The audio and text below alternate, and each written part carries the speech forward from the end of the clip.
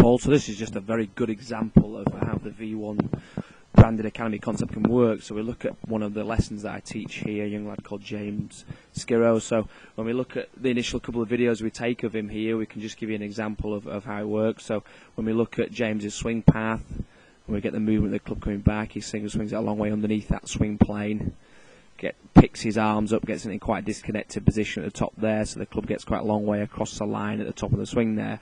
So from there it becomes very difficult for him to work straight back down to the shot there, so he pulls the club down, the club can get stuck a little bit behind him, so it just gets a little bit too much inside there and can create a very weak push out to the right or a very vicious hook. So we're looking on the left hand side here, a little narrow on the takeaway, a little bit weak in the legs on the way down here. So when we look at James towards the back end of October now this was a good 2 or 3 months later, so when we look at the difference in his goal swing here, so as he gets the movement away to start with, there's a massive difference. So if we get these two videos together, get them moving away together, so when we look at James in both these initial takeaways, the one on the right there comes a long way underneath that swing plane, the one on the left there comes nicely up the path and nicely up the plane there initially.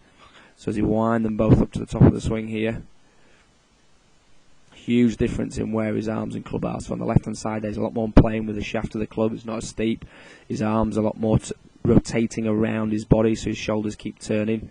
So he winds to the top there, massive difference in how much more on plane he is at the top.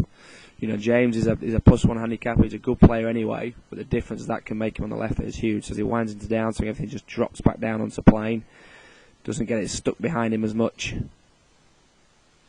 gets a much more solid impact position.